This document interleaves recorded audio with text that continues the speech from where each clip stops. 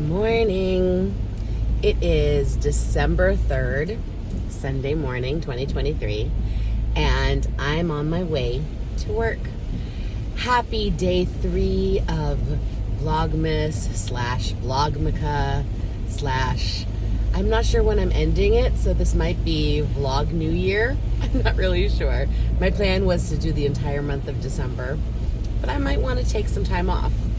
Who knows? We'll see. Anyways, it is day 3.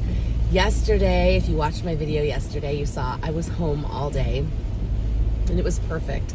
I told my husband when I saw that the day was pretty much empty on the calendar, I said, do not you dare put anything on that day, because I have not had an empty day in I don't know how long. I mean, I guess technically Thanksgiving Day was empty, but it wasn't really empty because it was filled with food and family and friends. We hosted Thanksgiving, and then we had plans every other day of the weekend. We had plans on Friday, we had plans on Saturday, we had plans on Sunday. So it's just been go, go, go, jump back into the work week. So yesterday was my first day off, and it'll probably be my last day off until I think my last day of work is the 22nd, but I have a couple of days between. I don't think I teach Tuesday, Wednesday, or Thursday that week, so I think I just teach Monday and Friday. So I know there's things on the calendar in the middle, but there's no work in the middle, so that'll give me a lot of time to catch up on more crafting and any last minute Christmas presents. But Hanukkah is before that, so I have to get all my Hanukkah stuff done before, because Hanukkah starts on Thursday. So today is Sunday, and it starts in what, 5 days? Thursday? A lot of things have been purchased. Not everything has been made, and some things are in progress, and nothing has been wrapped. So I need to finish cleaning my craft area, and I'm too ashamed to show you guys my craft area, because when I say it is a mess, it is like a capital M, capital E, capital S mess, because it's all the bits and bobs left over from making things for the craft fair, and mixed with projects that are on the go, such as holiday presents and personal projects on the go. And there's presents mixed in their boxes and bags that have to stay hidden until they get wrapped up. So it really is a disaster. But wait, it gets worse. This morning, oh my gosh, can you hear that it's raining? Maybe you hear my windshield wiper. Maybe you see it out the windows. I can't tell. It's raining, and we live on a hill, and in our basement is a bathroom, a full bathroom in our basement, but there's not a lot of slope between the basement bathroom and the septic tank. Oh yes, we have a septic tank. We're not on city sewer. So every now and then, when there's a lot of rain, plus a lot of cold, semi-frozen ground, like there is right now, semi-frozen ground, and the slope, every now and then, my basement shower backs up with you know what. And it did it this morning. I made myself some breakfast, and I went down to my basement, because that's where my craft room is, and I was like, all right, I'm gonna do some stuff before I leave for work. And all I could do was be horrified by the smell. I knew exactly what it was. I knew exactly what happened. So I put down my breakfast, like as far away on the other side, like by the door to the garage, to like get out the house. I'm like, I don't want my food contaminated with the smell. So I put my stuff down, and I went straight into the bathroom to start cleaning. And I cleaned and I cleaned and I oxied, and I used my thieves spray, because I just love the way that smells. I made sure that I was clean. I was very clean because I know what I'm doing. And I started my diffuser in the bathroom, closed the door, and then I started my diffuser in the basement. So hopefully by the time I get home in like 2 hours, the smell will be completely gone. I only have one class this morning. I usually have 2 classes, but my second class is very small, and all of the families from my second class asked if they could come to the first class because of schedule stuff. And it doesn't happen very often, but it happened today. And so I'm probably gonna have a very big first class, which is fine. I told you I teach with Music Together. In this location, we happen to have a very big room. So it'll definitely accommodate anyone who comes that's on my roster from the first class and anyone who comes from my second class. So, yeah, it should be fun. I hope it'll be a fun morning. I think my favorite thing about where I teach, so I teach at a hotel on Sunday mornings, and it's perfect. I hope I'm not like distracting anybody with all my talking. I teach at a hotel, and they had actually converted like an old storage room into a really nice conference room for us. It's got a big, not just us, but another, like a child, a family yoga teacher also, where they do like mommy and me yoga. So it's brand new carpeting, I think just put in August, and or maybe May, I don't remember, but very recently this year we have brand new carpeting. And the only people that are ever in there are families, so we take really good care of it. My classes and the yoga teacher classes, we take really good care of the room. And it's big because it was a storage room before. It's at the end of the hallway, right by the bathrooms, which makes it excellent for parents who have kids that are potty training, because they can zip right across the hall to the bathroom very fast and miss hardly anything. And it's a hotel that has covered parking. So even when the weather is icky, like today where it's raining, I don't have to worry because I have covered parking, which I love. And it's free parking. They give us, they validate us. So we get free parking and it's covered. And downstairs they have a snack bar and a little restaurant. So if I ever forgot to have breakfast, I could easily just go there for breakfast. Like if I was running, I had a schedule and I didn't want to make anything at home. You know what I mean? But I usually just make myself something at home before work. Sometimes I stop on my way. Today we had bagels, so I had a bagel with peanut butter and Nutella. So yummy.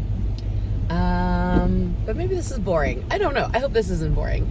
Like, this is a crafting channel. What are you talking about your breakfast and driving to work? Anyways, this is who I am and this is what I do. So I will get home after work and I will try to show you some stuff in the craft room and hopefully get to work on some stuff. Maybe not right away, but hopefully a little later. And then around 5 p.m., 5:15 p.m., I will be leaving for my tech rehearsal because I'm doing a show again this winter. We're doing the Christmas Carol experience. So it's the Christmas Carol, which everyone knows and loves, but it's done in a mansion. So instead of the actors being on a stage where the audience just sits down and watch, the actors are throughout the whole house and the audience walks through the house, almost like a haunted house. The audience comes through and gets to witness different scenes, and the ghosts are sort of the guides. We have like these extra dancer ghosts that help move the crowd along. And before the show begins, before the storytelling begins, we have carolers, and I'm one of the carolers. So I get to sing, and I have a caroling costume. And then as the audience starts moving through, I change into my Mrs. Fezziwig outfit, and I'm just Mrs. Fezziwig for a scene, very short. So I get to do some dancing and laughing. I have one line, so nice, one line, and then change back into a caroler, because then towards the end of the show, the carolers are heard offstage singing for Tiny Tim's funeral. The spoilers, if you don't know the Christmas Carol, there's a scene with a funeral. And then as Scrooge is waking up and the ghosts disappear, then the carolers come back in to help usher the audience for the end scenes of the show. And we sing at the end. So it's a nice way to bookend the show with the carolers at the beginning and at the end. It's beautifully done. My friends are the ones who wrote it, and I love being a part of it. This is only my second year being a part of it because they live a few towns away, and they started this a few towns away right before COVID. And at the time making the drive for rehearsals and everything else was prohibitive for me. Life was very different 5 years ago. I think this might be the 6th year. But anyways, life was very different, and then there was COVID. So again, everyone's life was very different. But they moved back into the mansion, and they asked if I wanted to join, and I was like, yes. I get to share the role with another actress, which is wonderful. So we don't have to do every single performance. But our performances are all back to back to back to back to back to back. So like when we begin on Thursday, it'll be a 6:30 performance and an 8 p.m. performance. And I'll be doing both of them back to back. And then she'll do the Friday nights. I'll do the Saturday afternoons. She'll do the Saturday evenings, yada, yada, yada, yada. So it's a nice way to break things up and still have a lot of fun. And I am almost at work, and hopefully I'll get to craft some stuff in the middle. But I did want to say that when I say always be crafting, I really do mean always be crafting. I don't mean just what you can make with your hands. I mean what you can make with your life.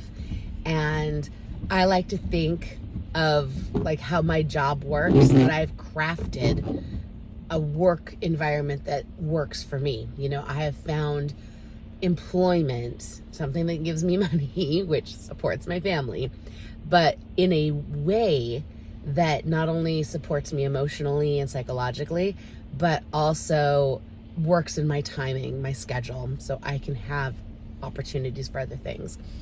I know I'm incredibly privileged to be able to say that, and I know I'm incredibly lucky in general, but it has been very mindful. I have worked jobs that have been unfulfilling and draining, and I came to a realization after I lost my mom when I was only 34 years old, I guess, 33, 34. I was 33, about to turn 34. I was so young, and I lost her to cancer, and I did not want to waste my life just being sad. And it took a long time of figuring out what was right for me and setting up healthy boundaries with my time and my commitments, and knowing that there would be times where maybe there were things I couldn't afford because I wasn't making an income that could afford them. But as long as my family was taken care of and we had everything we needed, that's all that really mattered to me. And I'm really happy to say that we're doing okay. We're doing really well. My oldest is at college, and my youngest is in high school, and we have weathered a lot of dark, stormy times, and I'm not pretending that there won't be more dark, stormy times. I'm in the garage. But I hope that I have set myself up. I had to get my ticket. I have set myself up for success. Success seems so strange to relate to your life, because what is a successful life? Maybe just a life filled with happiness. I'm trying for that.